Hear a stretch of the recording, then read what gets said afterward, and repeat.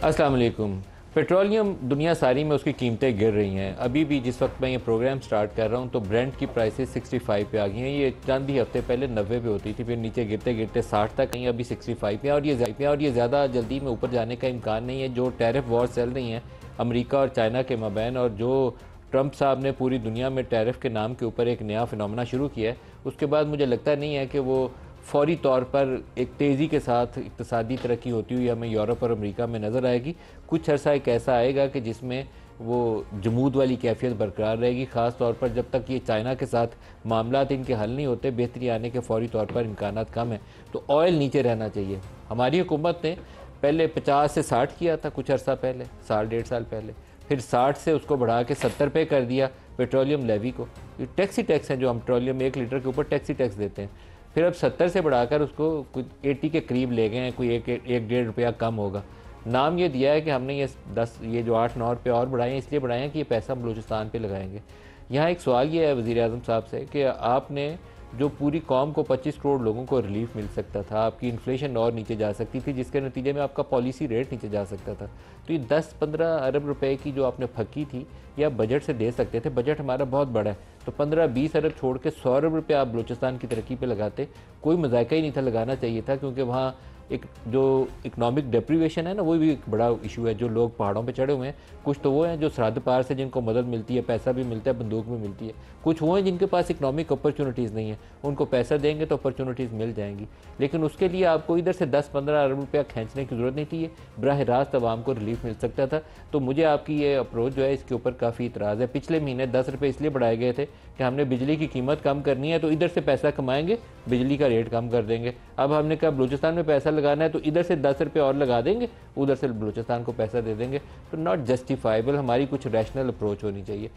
Army chief ने गुज़श्ता रोज़ जो खिताब किया, हार्ड स्टेट की डेफिनेशन, मैंने कुछ दिन पहले जब उन्होंने हार्ड स्टेट का नाम लिया था तो मैंने कहा था कि हार्ड स्टेट से मुराद ये है कि वहाँ कानून की हुक्मरानी हो, कोई अदारा भी जो है कानून से बाला ना हो, कोई फ़र्द जो है वो भी कानून से बाला ना हो। एक कानून के ताबे, एक कॉन्स्टिट्यूशन के नीचे पूरा पाकिस्तान चले। पाकिस्तान चलता नहीं है कानून के ताबे, लेकिन आज आर्मी चीफ ने जो हार्ड स्टेट की डेफिनेशन दी है, सुनिए क्या कहते हैं वो।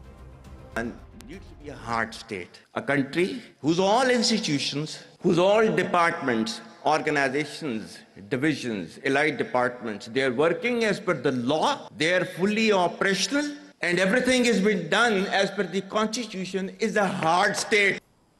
ये तारीफ़ आर्मी चीफ ने बिल्कुल दुरुस्त की है, लेकिन आर्मी चीफ को कुछ अदारों के ऊपर असूल व ज़वाबित का इतलाक़ करना पड़ेगा, जिसमें हमारे इंटेलिजेंस के अदारे भी हैं और हुकूमत के नीचे भी जो बहुत सारे अदारे हैं जो बंदों को उठा के ले जाते हैं। पता ही नहीं चलता कि वो केस हुआ है कि नहीं हुआ, बाद में पता चलता है केस क्या था। लोगों के घरों में घुस जाते हैं बगैर वारंट के। तो ये तरीकाकार हमें बदलना पड़ेगा। जज वो फैसला करें जो आइन ने या कानून ने लिखा हुआ है, वो फैसला ना करें जिसके लिए उनको मैसेज आता है। ये चीज़ें करनी शुरू हो जाएंगे हम, तो पाकिस्तान खुद ब खुद राह रास्त पे आ जाएगा। पोलिटिकल जो विक्टिमाइजेशन हम करते हैं सियासी बुनियादों के ऊपर, जब नवाज शरीफ फेवरेट होता है तो हम बेनज़ीर को रगड़ा लगाते थे, फिर बेनज़ीर हुकूमत में आ जाती थी तो नवाज़ को रगड़ा लगता था, फिर इमरान को हमने पसंदीदा बनाना था तो हमने इन दोनों को रगड़ा लगाया। अब इमरान को अंदर करना है तो हमने इनको हुकूमत में बिठा दिया। तो ये तरीकाकार ना किसी आइन में है ना किसी कानून में है। तो हार्ड स्टेट बनाने के लिए हमें फिर रूल ऑफ लॉ की हुक्मरानी को यकीनी बनाना पड़ेगा। बलूचिस्तान के हवाले से एक पावरफुल स्टेटमेंट है जो आर्मी चीफ ने दिया, वो भी सुनिए। Whatever little bit of the terrorism which is taking place in the country, and the people say, and the people they are mostly propagating, that with this kind of security situation there won't be any investment coming to Pakistan. They must hear me very clearly now. You think terrorists, they can take away the destiny of the country from us? Balochistan जो है पाकिस्तान के माथे का झूमर है। तुम 1500 बंदे कहोगे कि जी हम इसको ले जाएंगे, हमारी अगली 10 नस्लें भी नहीं लेके जा सकती। Inshallah, you will see that we will beat the hell of these terrorists very soon. Inshallah, regardless of all these difficulties. Pakistan हमेशा जिंदाबाद। आर्मी चीफ का बलूचिस्तान पे एक पावरफुल स्टेटमेंट है। बलूचिस्तान में दो इश्यूज आपको चाहिए। लार्जली तो आपको पॉपुलेशन को एम्ब्रेस करना है, और वो लोग जो बंदूक छोड़ने पे तैयार नहीं है, जिनको पैसा भी बाहर से मिल रहा है और बंदूक भी बाहर से मिल रही है, उनको फिर वही करना पड़ेगा जो चीफ ने कहा है कि उनको उठा के बाहर फेंकेंगे। उन 1000-1500 लोगों की खातिर हम पाकिस्तान का अमन ख़राब नहीं होने देंगे। Good statement. आज जो प्रोग्राम में हमारे शाहिद अहमद खान है, डेमोक्रेटिक पार्टी अमेरिका के ये बड़े एक्टिव रुकन है, और पाकिस्तान में ये जब भी तशरीफ़ लाते हैं तो हम तवक्को रखते हैं कि पाकिस्तान के अमेरिका के साथ मामलात बेहतरी बनाने में, ओवरसीज़ पाकिस्तान के साथ इंटरेक्शन इंप्रूव करने में शाहिद साहब रोल अदा करेंगे। शाहिद साहब बहुत शुक्रिया। डॉक्टर मुसद्दिक मलिक साहब हैं, वफाकी वज़ीर मौसमियाती तब्दीली हैं, और आज हमने इनको बुलाया और इस्लामाबाद में आज इतने मोटे मोटे औले पड़े हैं। अल्लाह ताला रहम करे डॉक्टर साहब आपकी वजारत पे भी और पाकिस्तान पे भी। बहुत शुक्रिया, आपने भी हमें ज्वाइन किया। बैरिस्टर उमैर नियाजी साहब और शजील मेमन साहब भी प्रोग्राम में हमारे साथ शामिल होंगे। सबको खुशामदीद कहते हैं। शाहिद साहब आपसे शुरू करते हैं। 3 अमरीकी कांग्रेसमैन पाकिस्तान आए हैं, तो पीटीआई वाले बड़े खुश होते हैं जब अमेरिका से कोई पाकिस्तान आता है ना, चाहे शाहिद साहब आए हों या वो कांग्रेसमैन कोई जैक्सन साहब आए हों, उनको उम्मीद होती है कि वो आएंगे, human rights violation, Imran Khan का कोई इशू रेज करेंगे। कुछ बातें हुई। आप सेनेटर्स के साथ आप भी तस्वीरों में नजर आ रहे थे मुझे। Good preamble, but thanks very much for getting me on the show. देखिए, जो यूएस पाकिस्तान की रिलेशनशिप है ना, वो हमेशा से ही है और हमेशा रहेगी। 1947 से है till today. Ups and down होते हैं क्योंकि दुनिया में there are so many things happening in the world, तो फोकस इधर उधर चेंज होता है। बाकी अमेरिका के लिए Pakistan is a very important country. जहाँ तक पाकिस्तान की इंटरनल पॉलिटिक्स का ताल्लुक है, मेरा ख्याल है कि ये असम्पशंस हैं, सर्टन टाइम्स असम्पशंस जो हैं वो रियलिटी में बदल जाती हैं, लेकिन इस वक्त की जो सिचुएशन है इसमें से सिर्फ असम्पशंस हैं। मेरा नहीं ख्याल है कि किसी जगह भी कोई ऐसी डायरेक्ट कोई इंटरवेंशन हुई या कोई ऐसी बात हुई। हाउएवर, एम्बेसी का जो इवेंट था, the event organised by the US embassy, ambassador of the United States, उसमें हर किस्म की was a good cross section of the political parties. Actually one of the congressman took me on a side and said कि ये एक group के इतने ज़्यादा लोग क्यों बुलाए हैं नेटली ने। वो किस ग्रुप के थे? पीटीआई के। पीटीआई के जी। कितने लोग थे वहाँ? तो I don't remember, but that's what the guy who is visiting from US. तो वो खुश नहीं थे कि पीटीआई? नहीं, वो खुश नहीं थे। ये खुश या नाराज़गी वाली बात नहीं है। Because I guess they were more vocal, they were trying to get most of their face time. तो वो बाकी लोग तो मतलब अपना गपशप लगा रहे थे, पार्टी कर रहे थे, एक दूसरे से मिल रहे थे। So probably this certain PTI वाले उस अपॉर्चुनिटी को यूज करके बात कर रहे थे। तो मेरा ख्याल है उसकी वजह से लगा, ओवरवेलमिंग लगा उनको ना, कि ये कि एक उनको तो। लेकिन पीटीआई वालों का ख्याल ये था, उमैर साहब अभी साथ हैं, शर्जील साहब से भी पूछेंगे, लेकिन उनका ख्याल ये था कि जैक्सन साहब का वो सेनेटर आए हुए हैं ना, कि इनका एक माजी भी है कि इनकी फैमिली बड़ी एक्टिव रही है इन इश्यूज़ के ऊपर, तो ये आएंगे तो जरूर पूछेंगे कि इमरान को जेल में क्यों बंद किया। उन्होंने बिल्कुल जिक्र नहीं किया। सर, स्टेट्स के इंटरेस्ट होते हैं, कोई टेंशन नहीं है। People are okay, but states के तो आपस में स्टेट के इंटरेस्ट होते हैं। डॉक्टर साहब बड़े खुश हो रहे हैं आपकी बात सुन के। डॉक्टर साहब को खुश करने के लिए तो मैं यहाँ आया हूँ, वो इत्तेफाक से मुझे यहाँ मिल गए और 3 दिन से मैंने ढूंढ रहा हूँ। डॉक्टर साहब चेक नहीं किया आपने? आपकी तो मेरे ख्याल में सियासी तौर पर फतह होगी, क्योंकि पीटीआई की उम्मीदों के ऊपर तो पानी फिर गया। गौर साहब को भी उन्होंने बुलाया हुआ था, वो गए नहीं, लेकिन बाकी जो लोग गए उन्होंने कहा बड़ी बातें की, लेकिन सेनेटर्स ने कोई तज़किरा नहीं किया इमरान खान का। देखिए, 2 चीज़ें हैं। एक तो सेनेटर्स का तज़किरा है, वो सेनेटर्स तो एक और दोस्त मुल्क के हैं, उन्होंने क्या तज़किरा किया बड़ी अहम चीज़ है हमारे लिए ज़्यादा अहम चीज़ है कि हमारे लोगों ने क्या तज़किरा किया। इस वजह से चाहे वो IMF का प्रोग्राम हो जिससे पहले प्रोटेस्ट किए जाते हैं, चाहे वो कोई सेनेटर हो या कोई भी इन्फ्लुएंशियल आदमी हो, उसके सामने जो गुफ्तगू की जाती है, जहाँ तक तो गुफ्तगू है किसी एक पार्टी का अपना नुक्ता नज़र पेश करने की, वो बड़ी वेलकम गुफ्तगू है। अपने राइट्स की को बात करने को, अपने लीडर के लिए को बात करने को, वो बड़ी वेलकम है। लेकिन जब उसमें पाकिस्तान को रगड़ा लगना शुरू हो जाए या ऐसी इंसिनुएशंस की जाएं, जैसा कि आपने पहले भी एक दफ़ा नहीं कई मरतबा देखा, और इसी दोस्त मुल्क के साथ आपने देखा वो साइफर वाइफर निकाल के खारजा पॉलिसी का क्या ठट्ठा लगाया गया। ना सिर्फ खारजा पॉलिसी का ठट्ठा लगाया गया, बल्कि उसके बाद भी उससे बैक ऑफ नहीं किए। सर, आपको डोनाल्ड लू को ना इनके कांग्रेसमैन के साथ बुलवाना चाहिए था, ताकि पीटीआई बराह रास्त डोनाल्ड लू को शिकायत लगाती कि इमरान खान को जेल में डाला। नहीं, मगर डोनाल्ड लू का उन्होंने ना सिर्फ शुक्रिया अदा किया, बल्कि कोई तमगा वगैरह भी लंदन में दिया, अमेरिका में दिया था, वाशिंगटन में। इसके बाद ये साइफर के बाद वहाँ से निकलते हुए डोनाल्ड लू साहब का शुक्रिया अदा करके किसी तकरीब में कोई ऐसी बात करके फिर, तो यानी बात यह है कि दुनिया बेवकूफ़ तो नहीं है कि आप पहले डोनाल्ड लू को मेलाइन करें, फिर आप डोनाल्ड लू को वाहवा करें, फिर आप ये कहें कि पाकिस्तान के आइन को पामाल करके उसी दोस्त मुल्क ने पाकिस्तान की हुकूमत को उल्टाने की साजिश की है, फिर आप उसी दोस्त मुल्क के अंदर जाके एक ऐसा लॉबिस्ट हायर करें जो पाकिस्तान के खिलाफ 30 साल से तहरीक चला रहा है। अमेरिकन वैसे ना इतने भोले भाले और मासूम से नहीं है। आपकी पाकिस्तान में जितनी भी माजी करीब के अंदर बड़ी बड़ी तब्दीलियाँ आई हैं, कभी कॉन्डोलीज़ा राइस इन थी, कभी यहाँ निगरे पॉन्टे और रिचर्ड बॉचर इधर बैठे हुए थे कि जनरल मुशर्रफ की यूनिफॉर्म का इशू कैसे एड्रेस करना। तो all important issues, all important political transition वहाँ अमेरिका ऑन बोर्ड आपके साथ था। चलें, अगर मान लें ये बात, तो ये सवाल मैंने तो, क्योंकि अमेरिकन नुक्ता नज़र से तो मैंने कोई बात नहीं की, उसके लिए तो शाहिद साहब तशरीफ़ लाए हैं, मैं भी कर सकता हूँ, मैं करना भी चाहूँगा अगर वक्त मौका प्रोग्राम में मिला। लेकिन मेरा बुनियादी नुक्ता नज़र जो है वो तो पाकिस्तानी रिप्रेजेंटेशन है। मैंने तो एक घड़ी भर को भी नहीं कहा कि अमेरिका के क्या किरदार मुल्क हमारे मुल्क में है या बाहर है। मैं तो आपसे ये कह रहा हूँ, अमेरिका को छोड़ दें, जो हमारे मशरिक़ वस्ता के दोस्त ममालिक थे उनके साथ जो सलूक किया, या एक और हमारा दोस्त जो तुर्की है या मलेशिया है या दीगर ममालिक हैं, उनके हवाले से जो कहा कि हम आ रहे थे, हमें रोक दिया, हमें नहीं रुकना चाहिए था, लेकिन हमें किसी ने कहा, हम रुक गए। ये तमाम गुफ्तगू जिससे रियासत के ताल्लुकात मुतासर होते हैं, वो तमाम लॉबिंग जिससे एक ऐसा शख्स डेविड फेंटन जो 30 साल से पाकिस्तान के न्यूक्लियर और मिसाइल प्रोग्राम के खिलाफ बाकायदा कैंपेन कर रहा है, उसको मिलियंस ऑफ डॉलर्स देके हायर करना पाकिस्तान के खिलाफ कैंपेन करवाने के लिए एज अ लॉबिस्ट, पीटीआई का लॉबिस्ट। आप मुझे ये बताएं, एक बंदा जो पाकिस्तान के तहफ़्फ़ुज़ के खिलाफ है, आप उसको क्यों लॉबिस्ट हायर करेंगे? ये बताइए, IMF का प्रोग्राम आ रहा हो जिससे पाकिस्तान तबाही के दहाने से बच रहा हो और अल्लाह ने बड़ा करम किया है, तो वहां पर यह खतूत लिखना कि इस मुल्क को लोन ना दो, डेट ना दो, या हम गारंटी नहीं करते कि हम बाद में इसे क्या करेंगे, ये क्या गुफ्तगू है? उमैर न्याई साहब से पूछें। उमैर साहब, जब अमेरिका ये सफारत खाने के अंदर दावत आई तो गौहर साहब तो जा नहीं सके, लेकिन आतिफ खान वहाँ गए, डॉक्टर अमजद गए, कुछ और भी साथी आपके वहाँ गए, तो वहाँ फिर आपकी बातचीत क्या हुई? क्योंकि अभी तज़किरा कर रहे हैं शाहिद साहब कि आप लोगों ने काफ़ी वहाँ टाइम लिया, बातें की, वहाँ पे कुछ सुनवाई हुई आपकी कि नहीं हुई?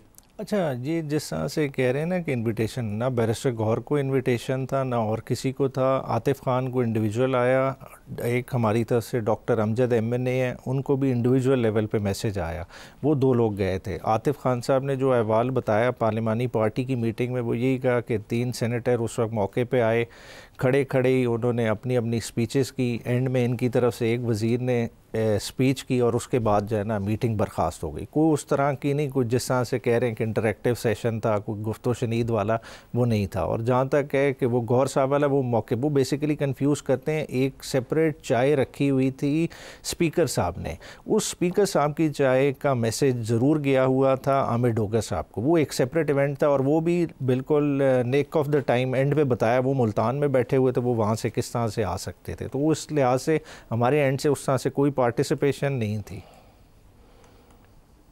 तो आपकी बात फिर अमेरिकी सेनेटर्स ने सुनी नहीं या पहुंचाने का मौका नहीं मिला, क्या हुआ? देखिए, ये तो अब उन्हें पता होगा जो बेसिकली प्रोटोकॉल वाले मैसेजिंग देते हैं। बुनियादी तौर पे देखें, अगर हमारी तरफ से जाना होता है, ठीक है, leader of the opposition senate को, और इधर से आता मैसेज आता है, वो प्रोटोकॉल वाले वाज़े तौर पे मैसेज देते, ना उस तरह का कोई मैसेज कन्वे हुआ ना नेशनल असम्बली के फोरम से, ना ही जो है ना सेनेट के फोरम से। सर, जब सफारत खाने की दावत आती है तो वो खुद इनवाइट करते हैं, तो खुद का कोई भी नहीं आया, डायरेक्ट कोई भी नहीं आया। वो बल्कि बैरिस्टर गौहर ने यही कहा कि ईद पे अगर वो मुझे चॉकलेट्स भेज सकते हैं तो ये इनवाइट भी डायरेक्टली वो मुझे कर सकते थे, मगर ऐसा कोई इनवाइट नहीं था। सर, वो हो सकता है वो चॉकलेट भेज के उन्होंने कहा होगा कि खुश हैं गौहर साहब, अब वो चॉकलेट डॉक्टर मुसद्दिक को तो आई नहीं, गौहर साहब को आई हैं, तो उनके ताल्लुकात ठीक थे उस वक्त। नहीं, मगर इस तरह का इन्वाइट नहीं था जो हम उससे को रिलेट करें ना कि या जी इन्वाइट आया और PTI गई नहीं, इन्वाइट इन तक आया ही नहीं है, आया ही नहीं।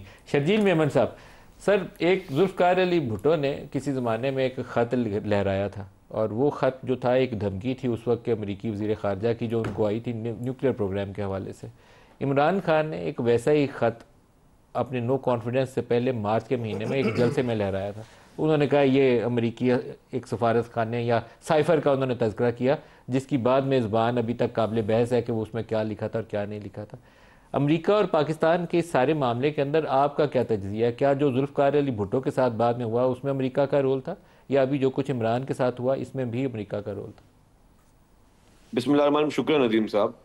देखिए जी, इमरान खान साहब के हवाले से तो मैं बात वाज़ेह कर लूँ कि उनके 3.5 साल के इक़्तिदार, और मैं बड़ी लॉजिकल बात करूंगा, कोई सियासी तौर पे या किसी को टीज करने के लिए या वो नहीं करूंगा, उनके 3.5 साल के दौर इक़्तिदार में आप भी साफ़ी रहे हैं, सबने पॉलिटिक्स की, कोई एक ऐसा काम जिससे उन्होंने अमेरिका को टीज किया हो या अमेरिका को कोई खतरा हो या उनको कोई चीज़ ये फील हो रही हो कि जी ये हमारे जो है वो अगेंस्ट किसी में काम कर रहे हैं, तो ऐसी कोई चीज़ नहीं थी।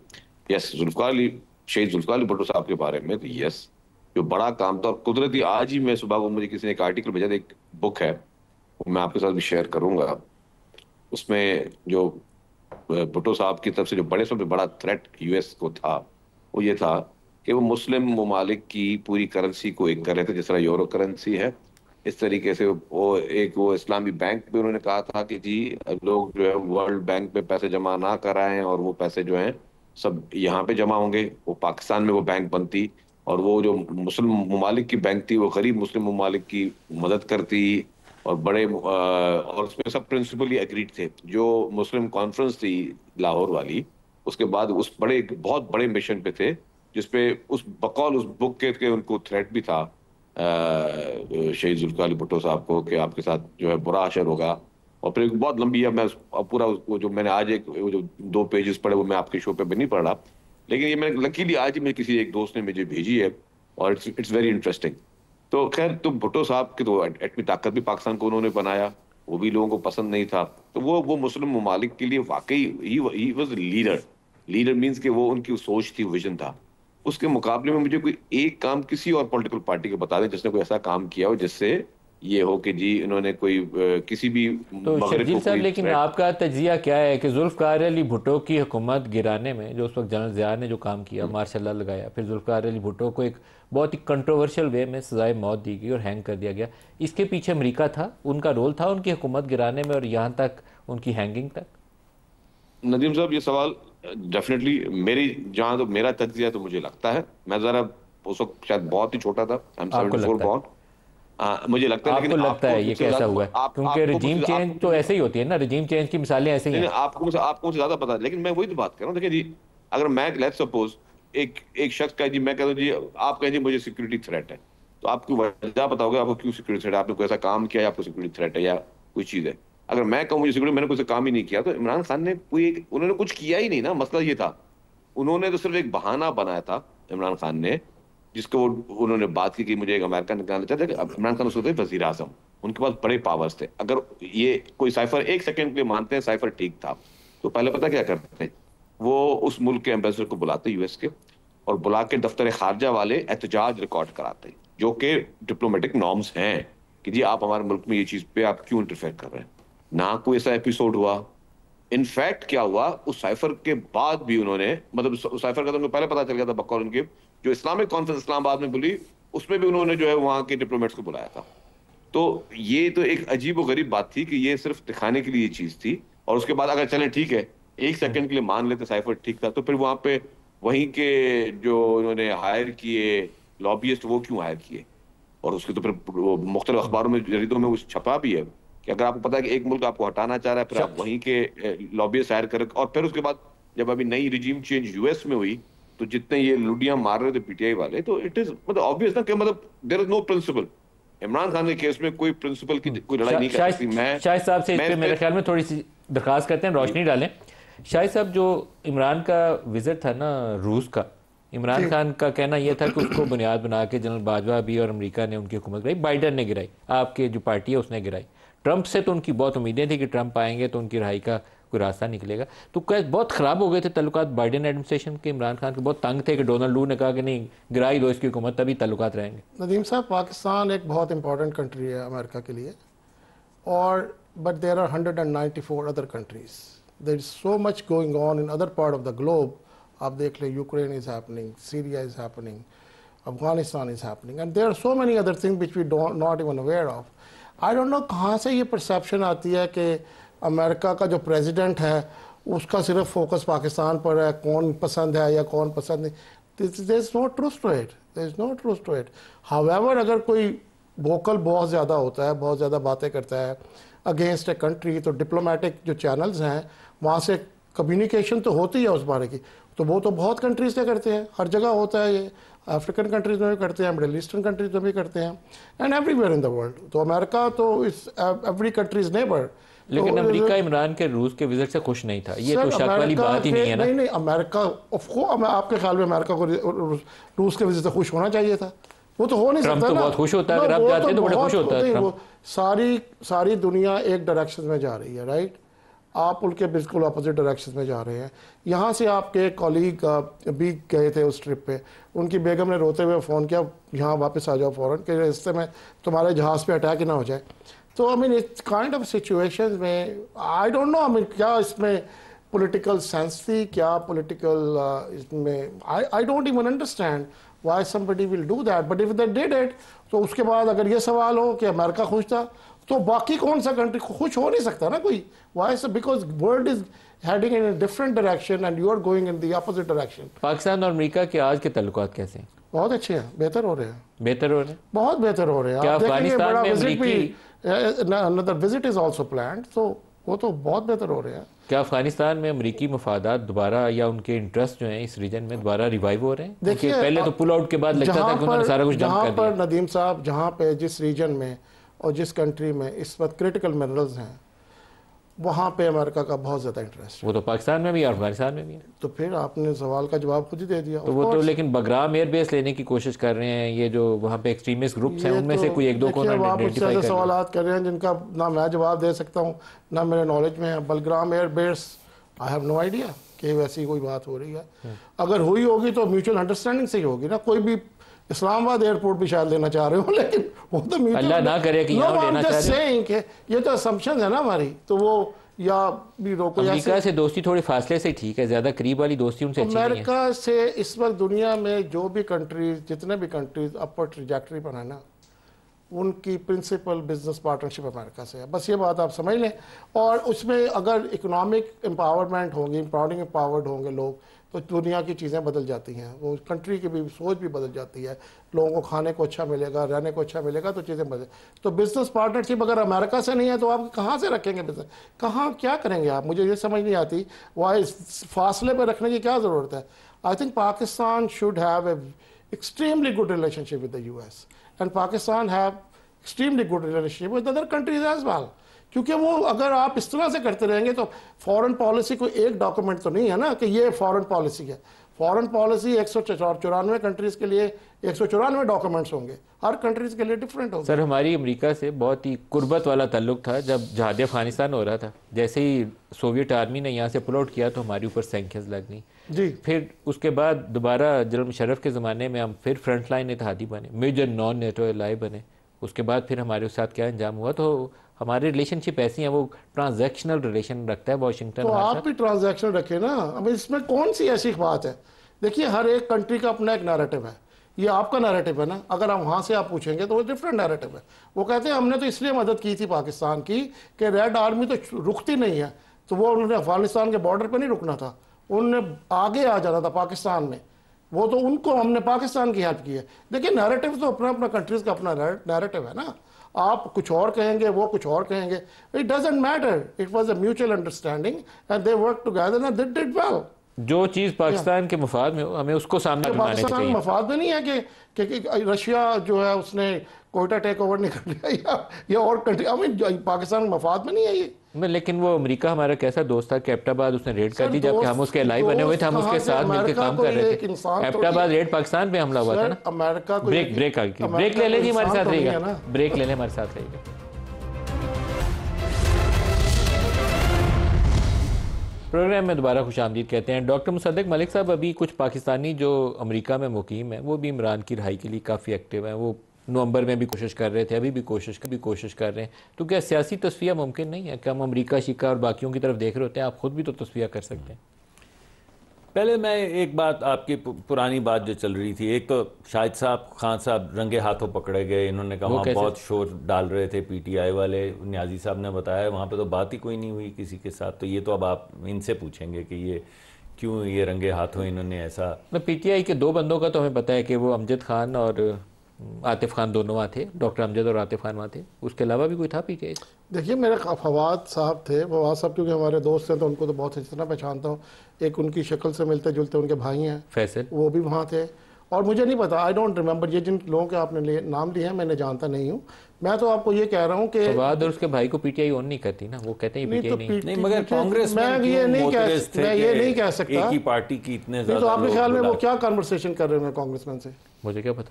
अब ये आपको देखे ना, एक आप अमेरिका से वीजा भी तो मांगा जा सकता है यार, वीजा दे दो, आजकल ट्रम्प बहुत तंग कर रहा है। आसान काम है, मुझे पता, ट्रम्प बहुत तंग कर रहा है। But I am just saying is, एक बाहर से पहली मरतबा पाकिस्तान आदमी आया, आदमी से मतलब he is US congressman, you know, well read, with attorney from New York.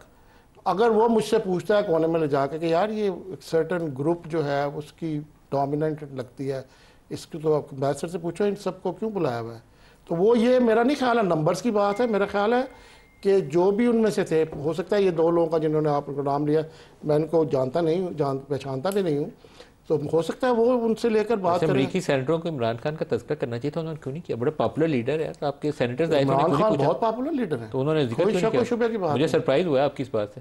किस बात से सरप्राइज? उन्होंने इमरान का पूछा ही नहीं कि इमरान किधर है, जेल में क्यों है। उनको देखिए मैंने वो तो नथिंग टू डू। आप इस तरह बात कर रहे हैं जैसे अमेरिका एक आदमी है और पाकिस्तान एक औरत है। वो एक आदमी, it's not like that, it's a state. State के जो इंटरेस्ट है वो स्टेट उसकी बात करेगी, स्टेट आदमी की बात नहीं करेगी। जब नवाज शरीफ को जनाब मुशर्रफ ने अटक किले में बंद कर दिया था तो उस वक्त अमेरिका एक्टिव हुआ था, उस वक्त वो हमारे ये मिडल ईस्ट से कुछ लोग एक्टिव हुए थे, यहाँ से पाकिस्तान से बाहर भिजवाया गया था। I am sure things happen like that. इस वक्त उस तरह का स्टेट का इंटरेस्ट नहीं होगा, इस वक्त कोई इंटरेस्ट नहीं, ये तो उस तरह का इंटरेस्ट नहीं होगा। जितने मैं सवाल पूछ रहा हूँ उतना उसके ऊपर पानी डाल रहे हैं, ये पता नहीं है आप डोनाल्ड लू से आपके तल्लुकात ज्यादा अच्छे लगते हैं। आई नो डोनाल्ड लू इज जस्ट अ प्रोफेसर, वो क्या अगर आप ये समझते हैं कि एक असिस्टेंट सेक्रेटरी ऑफ स्टेट दुनिया के 5वें बड़े मुल्क से, जिसकी आर्मी 1 मिलियन के करीब है, 800 तो है, और जिसकी एक स्ट्रेटेजिक लोकेशन है और जिसमें 250 मिलियन लोग रहते हैं और जिसकी एक बड़ी पॉपुलेशन जो है वो अमेरिका में सर्व कर रही है उन की पोजीशंस पे, उसको एक असिस्टेंट सेक्रेटरी ऑफ स्टेट उसकी हुकूमत गिरा सकता है। सर माजी में what kind of argument is it? Sir माजी में असिस्टेंट सेक्रेटरी ऑफ स्टेट जैसे लोग ही आके यहाँ इंटरेक्ट करते थे। रिचर्ड बोचर आता था तो वो आता था तो वो किसी वजह से ना, ये तो एक कमेंट की बात कर रहे हैं ना। साइफर देखें, साइफर क्या, पहले तो साइफर लोगों को बताया ना होता क्या है। Cipher is a coded paper, उसको कोडेड पेपर वो आता है, उसको डीकोड करते हैं। डॉक्टर साहब से पूछें, डॉक्टर साहब थोड़ा सा मामला बेहतरी की जानिब जा सकते हैं कि नहीं जा सकते? अच्छा मैं तो बात ही नहीं शाहिद खान साहब ने करने दी, मैं तो आपको बात करने भी नहीं दूंगा आज। लेकिन देखिए बात ये है, इमरान खान साहब ने रशिया के साथ क्या किया कि उन्हें उल्टाया गया? क्या किया? यानी तेल की डील तो मैं करके आया था, एक जहाज आपने भी कौन सा कमाल ये बात नहीं है, 4-6 जहाज लेते तो आपकी भी हुकूमत गिरा देते। बात तो डील करने की है। मैं तो आपसे ये कह रहा हूं कि एक शख्स जिसने कुछ नहीं किया रशिया के साथ, हम तो वहां गए, वो वहां से आए, वजीर आजम शहबाज शरीफ साहब ने उनको रिसीव किया, अपने घर के अंदर जोहराना दिया, हमने डील स्ट्रक्चर की, हमने डील एग्जीक्यूट की, हम वहां से तेल लेकर आए। और अमरीकी जो व्हाइट हाउस के स्पोक्स पर्सन थे उन्होंने कहा कि हमें कोई इतराज़ नहीं है, अगर अब आप बोर्ड तरीके से आप लाना चाहते तो आप ले आए, हमें तो नहीं उल्टाया। इन्होंने क्या किया भाई जो उलट गए? कुछ किया भी तो हो। यानी एक मरतबा मिले हैं इमरान खान साहब को, 4-5 मरतबा मिल चुके हैं वजीर आजम साहब शहबाज शरीफ साहब, उनको तो नहीं उल्टाया, हमें भी नहीं उल्टाया डील करने के बावजूद। तो उन्होंने क्या किया जिस पे उल्टा दिया? ऐसे हवा में बातें, हवा के कले, ये कोई बात है करने वाली कि मैं गया था, मेरी एक तस्वीर आ गई, मेरी तस्वीर इतनी भारी थी कि उन्होंने मुझे उल्टा दिया, ये बात है? उमैर साहब अभी मेरी बात आपने दूसरी वाली तो कहिए पहले, फिर उमैर साहब दूसरी बात। ये तो बोलते भी वैसे ही हैं। कैसे? उमैर साहब नहीं, सॉरी उमैर साहब आपने 2 मरतबा कहा था। उमैर साहब अगली मरतबा ये कहते हैं जी हमने किया क्या है जिसकी वजह, आपने किया क्या है जिसकी वजह से अमेरिका ने आपकी हुकूमत गिरा दी। तो ये तो ऐसे ही आपका एक पॉलिटिकल बयानिया था कि इसमें कोई जानवान थी कोई नहीं। अच्छा देखें, ये बयानिया हमने को खुद से तो बनाया नहीं। इंटरसेप्ट का आज भी ऑन रिकॉर्ड है, आर्टिकल निकाल लें, सबको दिखा दें, उसमें क्या लिखा हुआ है, ठीक है, कि इमरान खान का जाना नहीं, इंटरसेप्ट में छपा है ना, आर्टिकल छपा, उसको आप डिटेल देख लें ना, उसमें डिटेल लिखा हुआ कि जी इमरान खान का विज़िट रशिया का नहीं अच्छी लाइट में देखा गया। देखें कुछ मोमेंट्स होती हैं, लाजमी नहीं है आप कहें कि अभी आप नॉर्मल हालात में जा रहे हैं और बात है। इमरान खान जिस वक्त लैंड किए उसी वक्त उसी दिन रशिया ने यूक्रेन में इन्वेड किया था। आज जो खान साहब बात कर रहे हैं ना वो क्रिटिकल मिनरल्स की, देखिए रशिया वाली ये जंग क्या है, बुनियादी तौर पे क्रिटिकल मिनरल्स की जंग है। बात है कि रशिया, चाइना, पाकिस्तान अगर एक पेज पे देखा जाए तो वो एक डिफरेंट लाइट में उस वक्त देखा जा रहा था। उस चीज़ों का बहुत सारा जो है ना रीजन की पूरी जियो पॉलिटिक्स चेंज होने जा रही थी और उसी की सज़ा इमरान खान को दी गई। आज हम जो मर्ज़ी कहते रहे, इमरान खान का ज़ाहिरी बात है एक डिफरेंट पॉलिसी आउटलुक रहा, इनका डिफरेंट पॉलिसी आउटलुक है और इसी पॉलिसी आउटलुक की वजह से देखें ना हमें लॉबियस्ट का। उमैर साहब आपका ख्याल था कि ट्रंप इंतजामिया आएगी तो ट्रंप इंतजामिया आने के बाद आपकी पार्टी के लिए अच्छे दिन शुरू हो जाएंगे, वहाँ से कंसर्न आया करेगा कि क्यों ह्यूमन राइट्स वायलेशन है, क्यों इमरान को जेल में रखा हुआ है। यहाँ मैंने आधा प्रोग्राम लगा दिया कि आपने इमरान का पूछा ही नहीं, वो कहते हैं नहीं पूछा। तो मुझे वैसे सरप्राइज है कि उन्होंने आके नहीं पूछा, उन्हें पूछना चाहिए था। तो आपकी पार्टी को तो सेटबैक होना चाहिए। नहीं, हमें क्यों सेटबैक होना है? देखें हम पॉपुलर तरीन पार्टी हैं। देखें 8 फरवरी को जितना हमने वोट लिया पाकिस्तान की तारीख में किसी पॉलिटिकल पार्टी ने वोट नहीं लिया। देखें ह्यूमन राइट्स वायलेशन पे अगर अमेरिका चुप होता है तो वो तो हो सकता है, ठीक है। फ़लस्तीन में जो हो रहा है उनकी पुश बनाई से खून इस वक्त नस्ल कुशी हो रही है, वो तो नहीं चाहेंगे कि वो रुके। इसी तरह पाकिस्तान में भी उनका इंटरेस्ट कुछ और है। देखें अगर हम अपने इंटरेस्ट को कुर्बान करना चाहते हैं, स्टेट इंटरेस्ट को कुर्बान करना चाहते हैं खाली इमरान खान की खातिर, तो मेरे ख्याल से ये तो बड़ी गलत पॉलिसी है। बुनियादी तौर पे तो देखें ओवरऑल एक इंटरवेंशन। जी डॉक्टर साहब जी आप कुछ कह लें, पहले शर्जील साहब के पास जाता हूँ। जी देखिए मैं ये कहना चाह रहा हूँ कौन सी क्रिटिकल मेटल्स, जी क्या बातें कर रहे हैं, कौन सी क्रिटिकल मिनरल्स? जब इमरान खान साहब की हुकूमत गई है उस वक्त तक तो रिको डिक की भी डील नहीं हुई थी, यानी हमारी सेटलमेंट बैरिक गोल्ड से भी नहीं हुई थी। तो कौन सी सेटलमेंट की ये बात करें, इन्होंने कौन सी मिनरल क्रिटिकल मिनरल्स की मेटल्स की सेटलमेंट की है? वो तो पीडीएम की हुकूमत के अंदर सेटलमेंट हुई है। तो कौन सा अमेरिका में किस चीज का इंटरेस्ट था भाई? कोई बताए ना मुझे आके कि हाँ अमेरिका का ये इंटरेस्ट था पाकिस्तान में जिसके लिए इमरान साहब खड़े हो गए और उन्होंने उल्टा दिया। क्या चीज थी? इमरान खान साहब के दौर में डील उससे पहले भी चल रही थी, सेटलमेंट की उनके दौर में भी चलती रही, खत्म हुई पीडीएम के दौर में। तो क्या ये रास्ते में खड़े थे? मैं खुद वहां पे वजीर रहा हूं, मेरे सामने सारे डॉक्यूमेंट है, किस चीज में ये खड़े थे? जरा बताएं ना, उस फाइल के हवाले से, उस इंटरवेंशन के हवाले से बताएं कि क्रिटिकल मिनरल्स के हवाले से खान साहब ने ये 3 स्टेप लिए जिसकी वजह से उन्होंने कहा कि ये क्रिटिकल मिनरल जो हैं किसी भी तरीके से समंदर में डबो देंगे, अमेरिका तक नहीं पहुंचने देंगे। वो क्या बात थी, किधर है वो? उमैर साहब कुछ ऐड करना चाहते हैं? मिनरल्स के तो हमारे हालात ही है। देखें चागी इस वक्त जो है ना उसे कहते हैं ट्रेजर का, इस वक्त पूरा गोल्ड है, माइन फील्ड है, इतने मिनरल्स है। बात है मिनरल्स का जितना है उसका आपका तो चोरी हो रहा है, आपका तो रॉ फॉर्म में जा रहा है, आपको वो हिसाब किताब पता नहीं। आज तक आपका स्मेल्टर नहीं लग सका। नहीं अभी बता दें ना, कॉपर का स्मेल्टर किधर है? कॉपर आज ही कॉपर जो है ना सल्फेट की फॉर्म में बाहर जा रहा है। कॉपर का स्मेल्टर इस वक्त हमारा सैंडिक के ऊपर कॉपर का स्मेल्टर लगा हुआ है, आज से नहीं, पिछली हुकूमत से लगा हुआ है। नहीं, रिकोडिक की तो अभी माइनिंग कमर्शियल आई नहीं है सामने। और रिकोडिक की जो डील स्ट्रक्चर की गई है उसके अंदर तो वैल्यू एडिशन का कोई बहुत ज्यादा हमारे पास स्पेस भी नहीं है।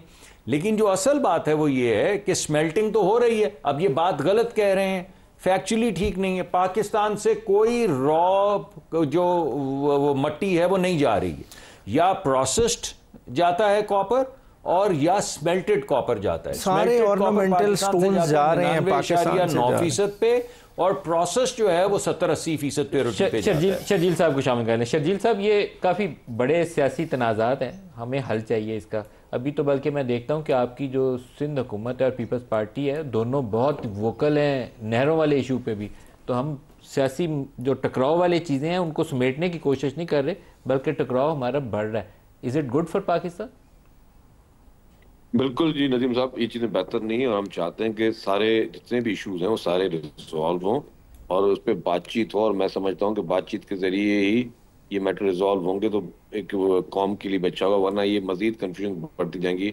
ऑलरेडी हम बहुत सारे चैलेंजेस को फेस कर रहे हैं मुल्क में, हमें इनको रिजॉल्व की तरफ लेके जाना चाहिए। जितने भी चैलेंजेस हैं, चाहे वो केपीके का चैलेंज हो, चाहे नेहरू वाले इशू पे क्या आपको हाईएस्ट लेवल पे प्राइम मिनिस्टर से या कहीं से एश्योरेंस मिली कि जो 6 कैनाल्स बनानी है उसको हम काउंसिल ऑफ कॉमन इंटरेस्ट में ले जाते हैं, देखते हैं फिजिबिलिटी स्टडी, पानी की दस्तयाबी देखते हैं, क्योंकि पंजाब हुकूमत ने एक खत लिख दिया है इरसा को कि बड़ा बुरी हालात है, आप पानी रिलीज करें हमारे हिस्से का। देखिए, इसीलिए प्राइम मिनिस्टर साहब को हमने इल्तिजाएं की हैं, मिन्नतें की हैं, रिक्वेस्ट की हैं कि बराए मेहरबानी इस डिसीजन को वापस लें, क्योंकि इससे एक पूरे के पूरा सूबा, जिसमें कोई एक पॉलिटिकल पार्टी नहीं, पूरे के पूरा सूबा जो है इस वक्त सरापा एहतजाज है और उसको खत्म होना चाहिए उनकी ग्रीवेंसेस। और ये प्राइम मिनिस्टर साहब की, मैं समझता हूँ as a prime minister of the country उनकी रिस्पॉन्सिबिलिटी है कि उस ग्रीवेंस को खत्म करें, यहाँ पे आए, बेहतर है आए, सबसे मिलें, स्टेक होल्डर से मिलें, ब्रीफिंग्स लें, जो भी अपनी टेक्निकल टीम लेके आनी है प्राइम मिनिस्टर साहब को लेकर आए और इस मैटर को रिजॉल्व करें, क्योंकि ये मैटर जितना लिंगर ऑन हो रहा है वो बात अच्छी नहीं हो रही। हम चाहते हैं कि इसको वंस फॉर ऑल। लेकिन प्राइम मिनिस्टर की जानिब से आपको अभी तक यकीन दहानी नहीं करवाएगी। मैं इस पे काफ़ी हैरत में हूँ, क्योंकि आपकी जमात की जानिब से कहा गया है कि हम इंपॉर्टेंट जो लेजिस्लेशन आएगी उसको सपोर्ट नहीं करेंगे अनलेस कि ये नहरों के ऊपर आपको यकीन दहानी कराई जाए और आपके तहफ़्फ़ुज़ात दूर किए जाए। लेजिस्लेशन अलग चीज़ है, कोई इंपॉर्टेंट होगी वो अलग चीज़ है, लेकिन मैं समझता हूँ कि सबसे ज़्यादा इंपॉर्टेंट जो है ना वो नहरों का इशू। इस वक्त पानी का इस वक्त सीरियस क्राइसिस है और क्राइसिस के ऊपर जो है सिंध गवर्नमेंट के भी बहुत ज़्यादा ग्रीवेंसेस हैं। उसके अलावा ओवरऑल यहाँ के आबादगारों को पीने का पानी का मसला है इस वक्त। मैं आपको इस वक्त बताऊँ, जो सबसे बड़ा इशू है पीने का पानी, क्योंकि पानी की जो शॉर्टेज 60% पानी कम मिल रहा है सिंध को, जो कि फॉर इस बार ड्राउट का ईयर वैसे ही है। तो हमारे पास सब सॉइल इतना मीठा नहीं होता है, हमारे पास हम सिर्फ नहरी पानी पे ही, इंसान भी पानी पीता है, जानवर भी पानी पीता है। तो ऑलरेडी वो एक बहुत बड़ा एक इशू बना हुआ है और ऊपर से फिर और भी अभी पीछे एक और भी चीजें हुई हैं। कल उन्होंने एक और कैनाल खोल दिया, उस पर भी ग्रीवेंसेस हैं। तो हम लोग ये चाहते हैं कि चीजों को बैठ के बातचीत हो। कल कौन सा कैनाल खोदा सर? मेरे इल्म में नहीं है जिस पे आपके तहफ़्फ़ुज़ात हैं। कल नया कौन सा कैनाल खोद दिया?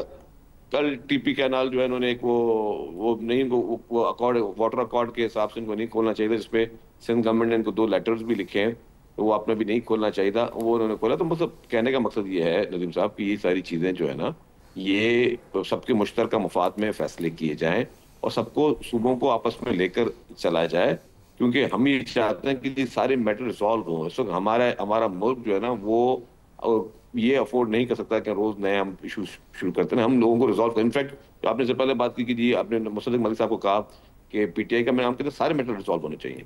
पीटीआई का भी मैटर जहाँ पे एक तरफ होता है रिजॉल्व किया जाए, जहाँ इमरान खान की गलतियां हैं उसको इमरान खान एडमिट करें कि हाँ उन्होंने ये गलतियां की हैं। मतलब जो चीजें हैं, हम कब तक सिर्फ कश्मकश में रस्साकशी में होंगे? दुनिया पूरी को आप जाके देखें, दुनिया में रोज बड़े बड़े ममालिक ये सोच रहे हैं कि अब हम क्या इन्वेंट करें, अब हम अपने मुल्क को किस तरह लेके जाएं, अब कौन सी टेक्नोलॉजी लेकर आए। हम लोग सिर्फ अपने ही आपसी झगड़ों में पड़े और इट इज बाय डिजाइन।